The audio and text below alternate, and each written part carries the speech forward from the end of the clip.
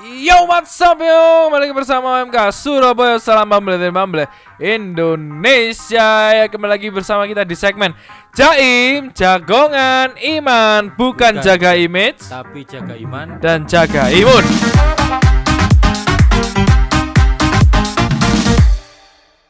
Hari ini kita masih sama ya, di tempat yang baru. Oh iya. Tapi mungkin ini akan tayang dulu. Ini akan tayang dulu daripada yang lain-lainnya.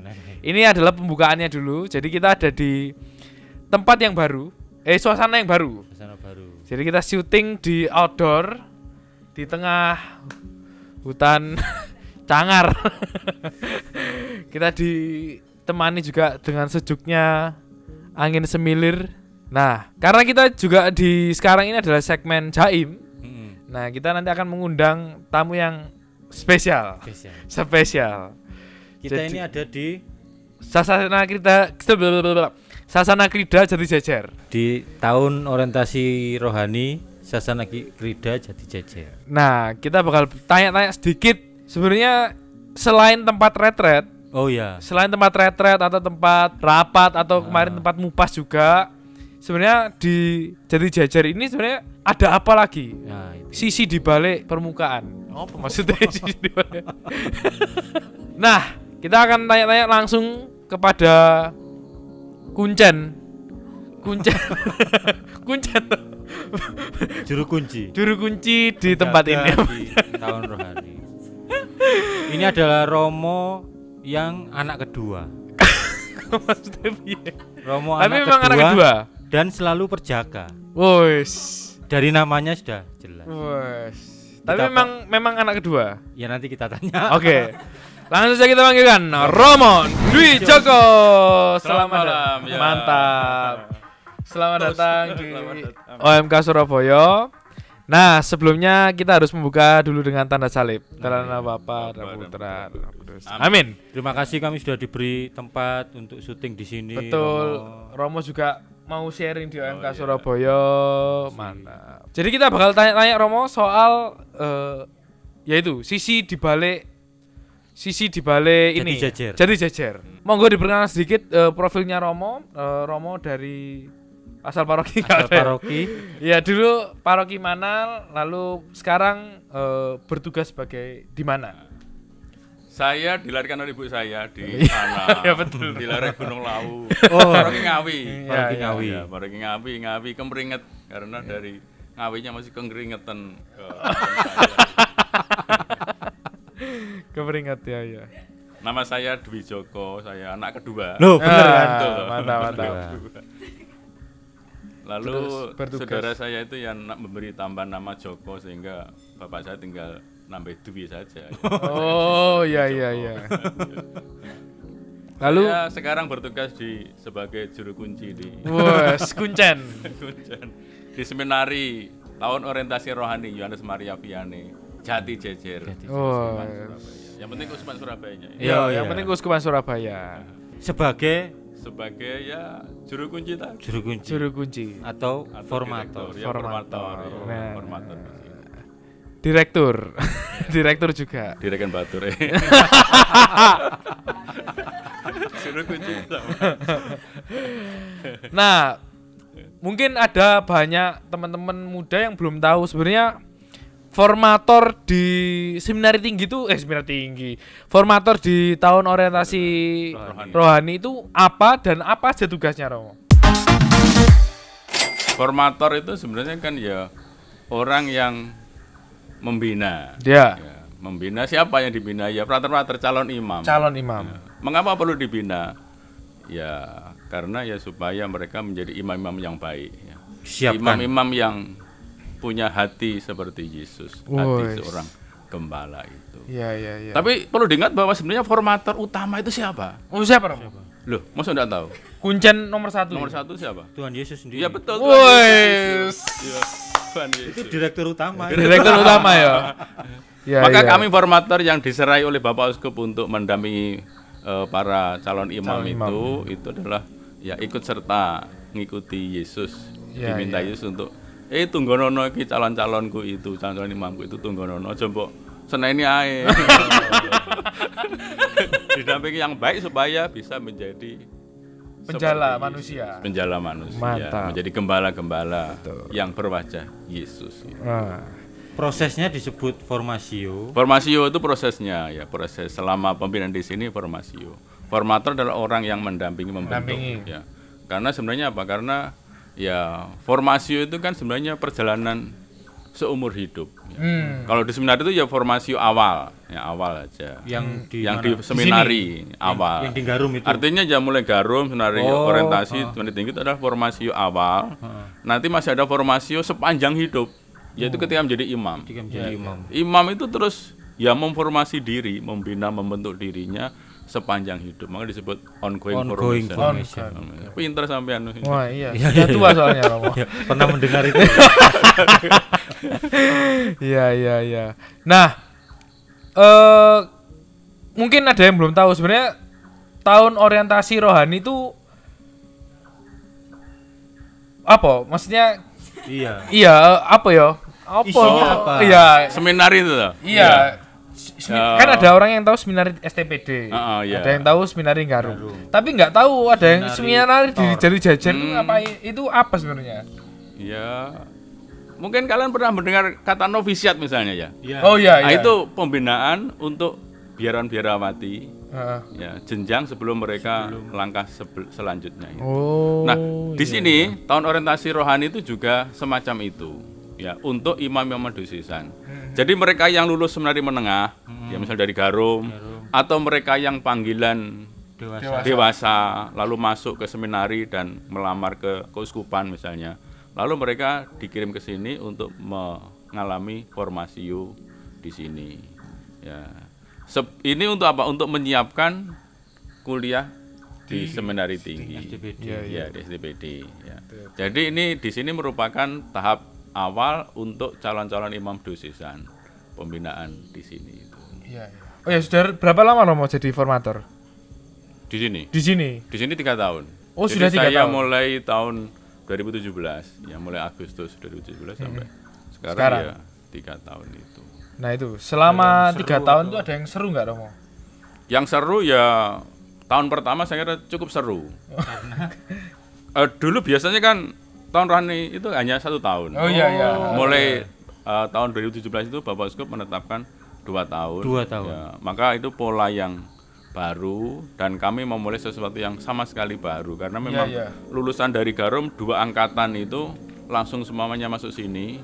1 itu masih pola lama. 1 tahun. 1 tahun, satunya sudah mulai dari pola itu. Penyesuaian itu. Nah itu ya ada banyak hal yang kami seringkali juga, saya sendiri juga baru pertama kali masuk formasio. Sebelumnya kan kerja di keuskupan, di paroki, di komisi, bla bla bla bla bla bla. Sekarang set ya tiba-tiba ya hening gitu loh, hening gitu. Tapi sesuatu yang baik ya, masih meraba-raba. Dan saya merasa bahwa yang angkatan pertama itu rasanya ya masih gerambiang, masih bagaimana ya, belum menemukan pola begitu. Dan itu ada banyak hal-hal kejadian-kejadian yang kadang-kadang ya sedikit-sedikit ya kami ya ngeles dodo kok ya apa ya longsor gitu. Tapi semua adalah proses dan Tuhan memang sungguh maha baik terus mendampingi karena kami yakin bahwa ya itu tadi formator utama itu ya Yesus yang mengasihi kita itu. Kalau yang dari Garum itu apa gak dablek gitu? Iya, dablek. Kan ya mereka lulusan SMA berarti. SMA ya, emang lulusan SMA. Iya. 2 dablek lalu harus 2 tahun di sini. 2 tahun di sini. Memang pada awalnya mereka terkejut, artinya mereka merasa, wah, ya apa kok? Karena apa? Mereka di Garum itu setelah kelas 3 kan naik kelas 4 toh.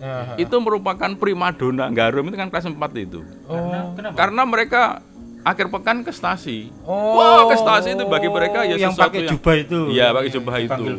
Frater itu. Lah itu mereka merasa bagaimana itu. Jadi mereka datang sini dengan sedikit kekecewaan begitu. Setelah kelas 4 itu mereka dapat popularitas gitu di stasi. Lah itu di kelas 3 langsung dilepas, langsung masuk sini tahun pertama di sini. Nah, itu bagi mereka merasa kecewa down itu. Nah, kami harus mengangkat itu dan memberikan motivasi bahwa di sini tahun pertama jauh lebih hebat daripada sampai ngono ya. Jauh lebih hebat itu harus kami tahun pertama kami belum punya pengalaman tapi wis pokoknya ngomong sih. Pokoknya yakin sih. Dia memberi pengharapan. Dan nyatanya apa? Nyatanya mereka setelah beberapa tahun orang jadi wah, mereka merasa untung kami langsung ke sini. Langsung sini. Itu mereka merasa untung itu. Mantap. Iya. Berarti kelas 4 di Garum sudah tidak ada sejak 2017. Tidak ada. Jadi semester 3 kelas 3 langsung masuk ke sini 2 tahun. 2 tahun di sini. Nah, Romo, kalau Romo disuruh memilih calon flutter yang pinter tapi etikanya agak kurang baik, attitude-nya agak kurang baik, atau memilih attitude-nya yang baik tapi akademinya rada bamble. Nah. Saya milih yang dikirim Yesus ke saya aja. Semua diterima. Karena Yesus itu apa? Dia mengirim seorang itu pasti punya rencana. Ya, ada kalanya orang itu ya intelektualnya rendah, tapi ternyata dia punya kepribadian yang sungguh luar biasa dan terutama dia terbuka, jujur dengan dirinya dan berkembang. Itu ada yang ya gomblah-gambel dijelasno ya lolok tapi punya semangat terus tekun ya jadi bisa. Artinya bisa melewati tantangan-tantangan itu.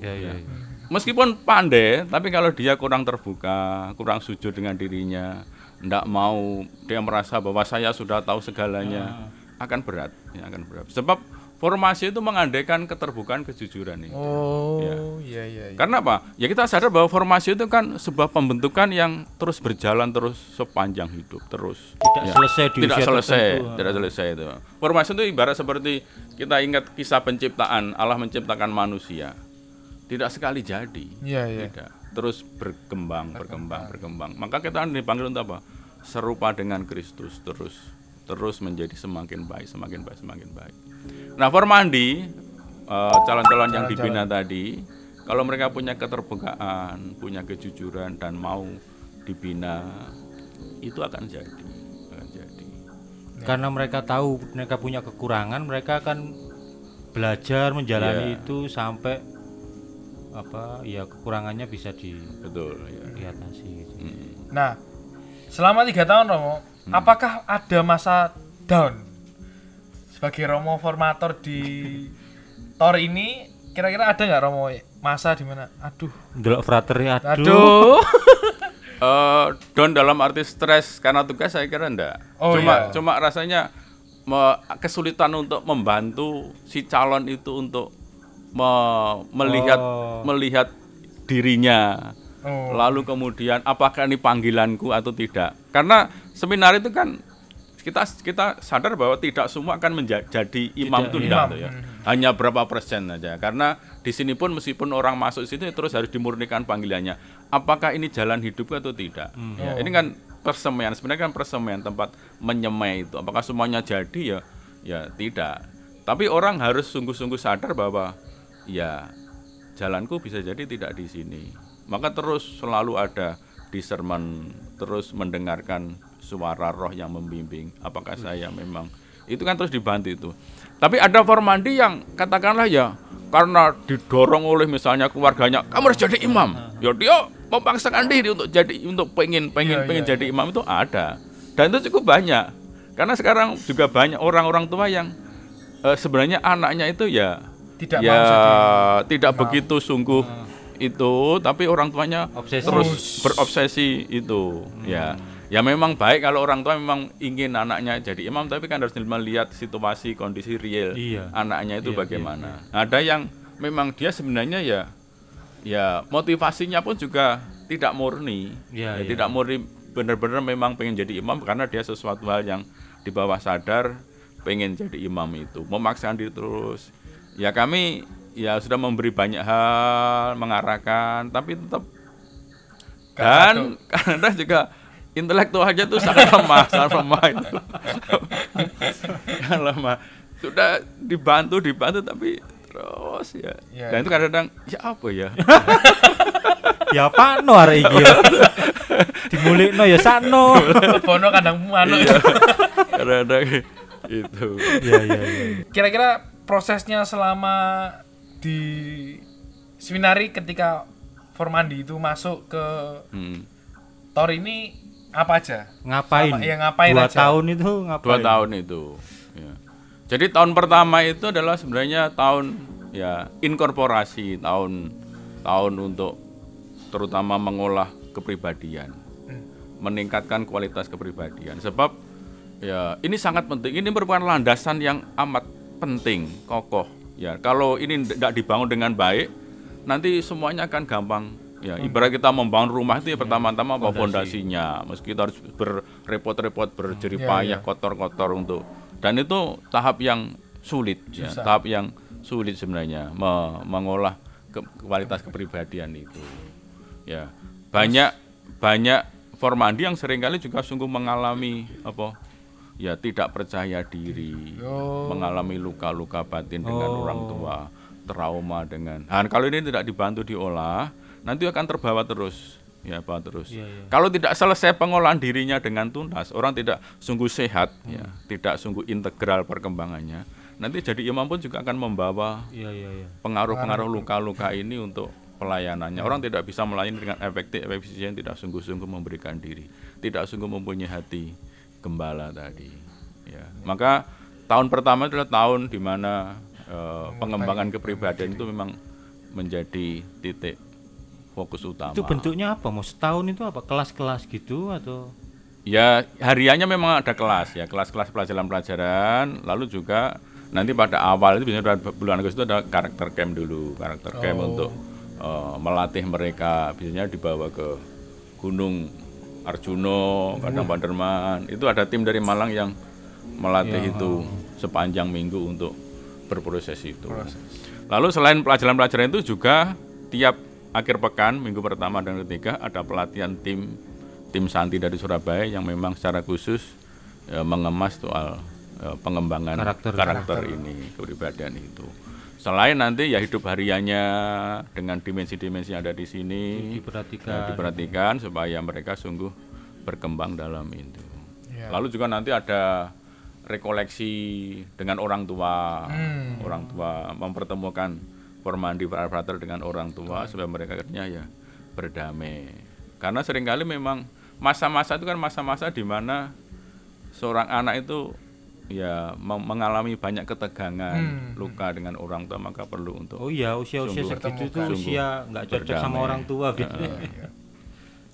Terus tahap kedua apa, Mo? Itu tahun pertama jadi inkorporasi, jadi menyatukan, mengumpulkan supaya sungguh-sungguh ya pola pembinaan itu bisa integral.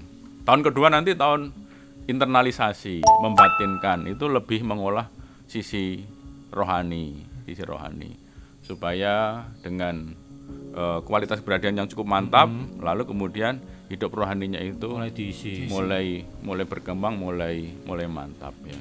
Karena panggilan itu pada dasarnya adalah pertama-tama adalah ya hubungan personal dengan Tuhan. Ya, bagaimana kita sungguh-sungguh ya sebagai seorang imam memang panggilannya itu kan pertama-tama ya supaya menyertai Yesus, tinggal di dalam Yesus.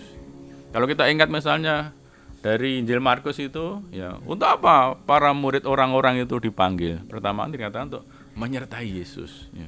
Jadi bukan pertama-tama diutus ya. Kadang-kadang orang merasa, "Kamu apa dipanggil menjadi orang Katolik?" "Saya diutus." Ya kadang-kadang. Iya. Belum punya bekal ya bersatu dengan Tuhan. Ya, maka pertama adalah menyertai Yesus ya. Maka kalau kita ingat ya panggilan itu dua muridnya Yohanes itu waktu mengikuti Yesus ya. Yesus kan tanya ya, "Apa yang kamu cari?" Ya, mereka jawab, "Guru, di mana aku tinggal? Mari ikutlah aku." Ya. Lalu mereka tinggal bersama Yesus hari itu. Setelah tinggal lalu mereka pergi, "Wah, kami menemukan Mesias." Ya. Ya, apa? Maka setelah tinggal itu menemukan Mesias, lalu mereka mengabarkan. Ya. Maka dalam bahasa Yohanes panggilan itu apa? Tinggal bersama dengan Yesus. Ya. Tinggal itu yang harus digarap dulu. Apa? Kalau bahasa Jawa itu ngenger apa? Ya, ngenger apa ya? Ya nyantrik apa? Gitu. Ngikut bersama-sama, menyertai. Ya tinggal. Supaya dengan tinggal tadi mereka punya pengalaman pengalaman akan Yesus, pengalaman personal itu. Itulah yang nanti kemudian diwartakan, disampaikan, jadi bekal untuk perutusan ya.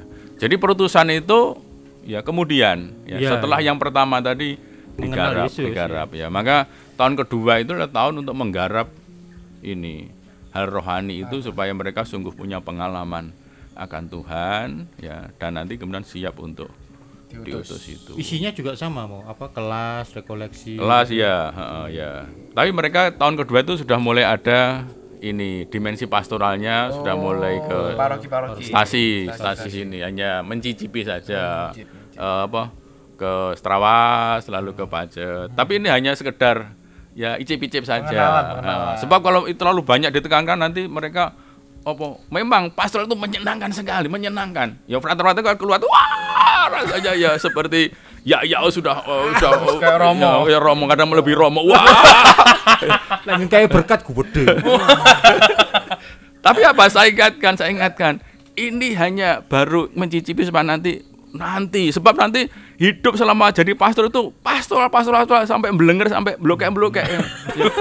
Sekarang itu ya penting bagaimana hening, tenang, mengolah yang dalam dulu, hidup batin ya kesatuan dengan Tuhan yang memanggil, mengalami bagaimana dibentuk oleh Tuhan ya, mengalami suatu perubahan. Sebab formasio itu intinya adalah bahwa ya kita dibentuk oleh Tuhan ya, terus menjadi serupa dengan Kristus, semakin serupa. Sebab kalau tidak nanti kita hanya mengandalkan kekuatan diri kita sendiri ya.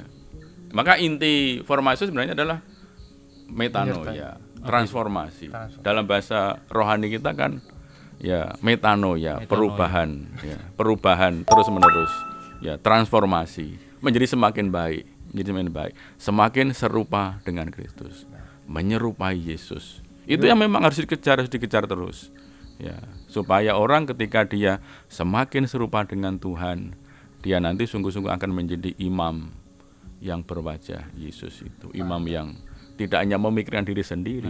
Sudah selesai dengan dirinya sendiri. Sudah selesai sendiri, dia tidak mikir, dia nanti akan berkorban, akan berani. Ya, nanti misal diutus dia ngalami banyak kesulitan macam-macam, tidak masalah. Dia akan tahan, tidak baperan ya. Dipindah ya, oke siap. Pindah ke desa siap, ke siap kota siap. Nah, itu tahap kedua. Tahap ketiga? Tahap ketiga tahunnya cuma ada dua ya. Jadi tahun inkorporasi dan internalisasi. Nah, masing-masing tahun itu ada tahap-tahapnya. Tahap pertama itu tahap konsolidasi.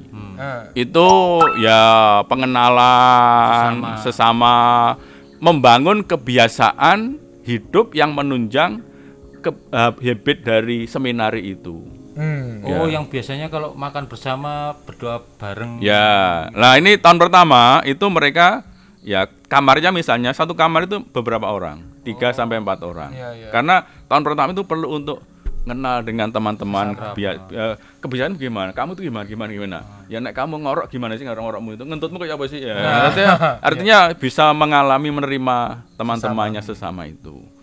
Tahun pertama, tahun kedua nanti kamarnya sendiri-sendiri. Karena rohani itu perlu ketenangan, keheningan, pengendapan, refleksi lebih banyak itu. Ya. Jadi konsolidasi. Yang kedua, setelah konsolidasi discernment. Ya, discernment itu proses di mana ya mereka diajak, dibantu untuk ya mendengarkan suara roh ya, memilih roh yang baik, mendengarkan suara roh yang baik. Sebab ada banyak suara-suara ya. Apakah ini panggilan jalan hidupku atau tidak? Ya, saya harus memikirkan terus. Apakah ini keinginan-keinginan di bawah sadar saya atau ada motif-motif yang tidak murni yang mempengaruhi perjalanan panggilanku? Terus mengolah, merefleksikan itu, discernment. Setelah discernment orang tuh saya mantap dengan panggilan itu. Lalu tahap berikutnya adalah komitmen. Komitmen berarti saya mantap, saya menghidupi apa yang saya pilih itu, konsekuensinya. Seperti Maria, terjadilah padu menurut perkataanmu. Maria siap menanggung segala konsekuensi terhadap jawaban magnificat, fiatnya itu. Ya, itu komitmen ya. Setelah komitmen lalu tahap berikutnya itu pemahkotaan. Dikasih mahkota. Crowning ya, diberi mahkota oleh Tuhan. Ya, pemahkotaan itu adalah ya 1 bulan terakhir untuk merefleksikan seluruh proses dalam tahun pembinaan itu, mengungkapkannya melalui ya refleksi, ya membuat refleksi panjang tentang dirinya, perjalanan panggilannya sampai dia memutuskan ya mantap itu. Lalu mengungkapkannya melalui ya seni, budaya, macam-macam itu diekspresikan ya, mengekspresikan panggilannya itu bersama dengan teman-teman seangkatan, sekomunitasnya itu. Nah, nanti puncak crowning atau pemahkotaan itu ya ada hari orang tua, hari penjuban, untuk yang tor 1, yang tor 2 ya testimoni mereka sungguh menyatakan saya siap untuk melanjutkan studi ke STPD. Nah, itu hari orang tua bersama dengan Warmandi. Ada ndak mau yang tor 2 tahun tapi tahun pertama sudah mengundurkan diri itu ada? Ya ada. Ada. Ya macam-macam, artinya mungkin dia merasa bahwa iya ya, dibantu dengan pengolahan lalu iya ternyata ini bukan jalan panggilan.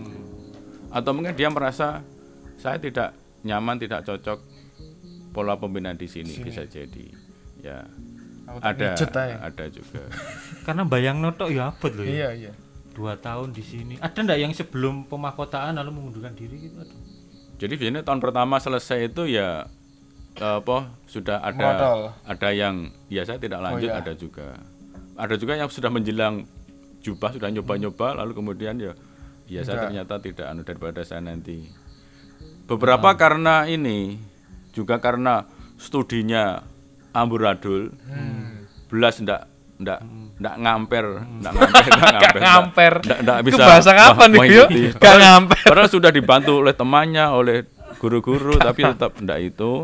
Lalu juga dia tidak bisa mengikuti irama ya kehidupan pembinaan di sini, misalnya ya bangun pagi ya opo berat, lalu doa-doa ya males, ya belajar ya rasanya ya pengen rekreasi saja.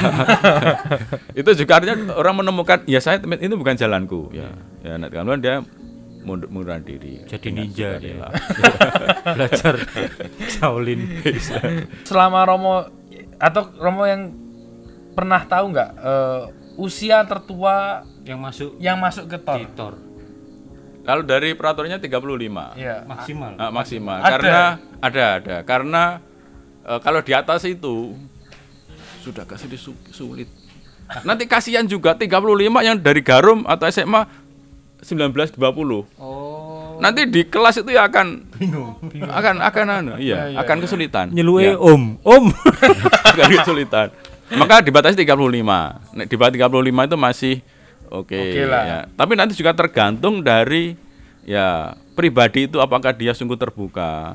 Ya, ada juga yang sudah senior tapi dia sungguh-sungguh terbuka dan dia mau ya menyatu dengan yang lain, itu ada juga. Ya, ada juga. Tapi ada juga yang sudah tua dia merasa saya ngerti apa, kamu itu apa? Ya, sulit untuk dibentuk, sulit. Akhirnya ya dia terpental sendiri. Itu ada. Caranya gimana mau? Kalau misalnya ada mungkin saya mau daftar ke TOR itu gimana caranya mau? Caranya? Iya, caranya gimana? Melamar. Jadi melamar ke Keuskupan Surabaya. Nanti ada tim yang menyeleksi, ya wawancara, tes psikotes dan sebagainya, mengumpulkan pengakuan. Kalau nanti diterima, lalu Keuskupan mengirim ke kami. Jadi kami menerima yang sudah diseleksi oleh panitia Keuskupan. Tapi syarat utamanya di bawah 35. Di bawah 35. 35 pas boleh? Boleh. 35 lebih laki-laki toh? Iya, laki-laki. Dan belum pernah menikah. Iya. Oke. Itu mantap. Sudah banyak kita tahu soal TOR ya. Enggak, saya bayangkan, ini tempat ini loh. Tempat ini kan hening sini gitu. Krungu suara manuk tok, suara hewan-hewan, 2 tahun cowok tok loh. Tapi sesuatu yang bagus sebab ya ini tadi namanya formasio itu, bentukan itu. Ada 4 dimensi, kemanusiaan, lalu rohani, intelektual, lalu kemudian pastoral. Aspek-aspek ini justru membutuhkan tempat yang memang hening supaya apa? Ya pembinaan itu bisa harmonis dan integral. Ya. Saya membayangkan justru kalau pembinaan itu di luar misalnya akan jauh lebih sulit. Iya, gangguannya macam-macam. Ya, justru tempat yang hening semacam ini memang ideal untuk menyiapkan calon untuk nanti supaya memang tetap ada yang gagal itu ada. Ya, sekali lagi tergantung dari pribadi hati. Ya, seperti penabur itu kan dinaburkan benih ya bisa jatuh di tanah macam-macam. Ya. Tinggal siapa yang tumbuh. Bergantung ya. Tapi nek orang itu mau terus mengolah ya akhirnya bisa berhasil dengan baik. Mantap. Iya, saya tadi mengapa bilang berat itu karena apa mau hiburannya di sini tuh apa mau? Disediakan fasilitas apa mau? Tuh, macam-macam.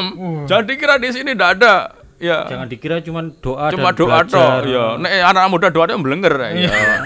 Maka ada lapangan olahraga, ada futsal, ada basket, ada kolam ikan ya ada, musik ada, itu ada ruang musik, ada gitar, keyboard macam-macam. Lalu kemudian ya kita sering jalan-jalan ke gunung, itu sesuatu yang menarik. Hari libur jalan, kadang-kadang ya ini ya malam minggu nonton film, lalu kemudian kecuali minggu tertentu ya ada rekoleksi, ada pelatihan, tapi minggu ada kalanya nonton film, lalu juga rekreasi, bakar ikan, bakar jagung atau apa. Nggak boleh bawa HP mau? Nggak boleh. Sama sekali ya. Nggak boleh. Sebenarnya sini bawa HP nanti HP yang terus chatting sama sampean terus ya enggak. Iya. Karena di Romo. Malah main pelawak malah. Mantap. HP itu enggak chatting itu juga sebuah bentuk mati raga. Mati raga. Sebab ya orang sekarang itu kan untuk mati raga kan sulit tuh. Karena ya dunia itu ya maka ya latihan ya. Latihan terus mati raga. Mantap. Nanti saya akan nyuruh teman saya masuk. Bukan kamu. Bukan teman saya. Saya kira baik kalau anak-anak muda ya pada masuk di sini. Ya. Memang tidak semuanya kan sampai kepada imamat. Tapi toh mencoba boleh lah. Nanti pembinaan itu nanti sangat akan berguna untuk perjalanan hidup ke depan. Mantap. Itu kalau daftar tuh harus tahun ajaran baru gitu mau? Atau sewaktu-waktu daftar melamar ke Kuskupan itu bisa? Ya nanti biasanya bulan-bulan biasanya kami November itu ada rekoleksi untuk panggilan-panggilan yang dewasa itu, lalu setelah itu sekitar Januari, Februari itu mulai mendaftar ke Kuskupan. Nanti ada seleksi, biasanya sekitar April, Mei atau paling lambat Juni awal itu sudah diumumkan diterima atau tidak itu. Lalu dikirim ke sini berkas penerimaan, lalu mereka Agustus mulai pembinaan di sini. Mantap. Sudah semakin malam. Terima kasih juga Romo. Oh iya. Sudah mau sharing di Angka Surabaya. Iya. Nah tadi karena kita buka dengan tanda salib, maka kita harus tutup dengan tanda salib. Telana Bapa dan Putra dan Kudus. Amin. Terima kasih Romo Dwi Djoko. Terima kasih. Semoga banyak panggilan. Iya. Semakin berdatangan di sini. Dan semoga ndak 35 semua gitu. Tua-tua kabeh ya angel. Iya. Oke, itu aja teman-teman. Terima kasih sudah nonton video kita. Jangan lupa juga subscribe, like, and share. Jangan lupa juga follow Instagram kita di @omksurabaya. Oke, itu aja teman-teman. Terima kasih dan sampai jumpa. Jaim. Jagongan iman, bukan jaga image, tapi jaga iman dan jaga imun. Mantap. Iya bener loh kata Romo Dwi Djoko. Mati raga itu sulit loh. Kenapa? Saya itu bangun tidur pertama kali itu bukan doa. Apa? Ngecek WA. Yo Sobat Bumble Indonesia, jangan lupa subscribe, like, and share OMK Surabaya. Kenapa? Karena kita adalah channel Katolik paling lucu dunia. Sa dunia. Subscribe follow Dewi.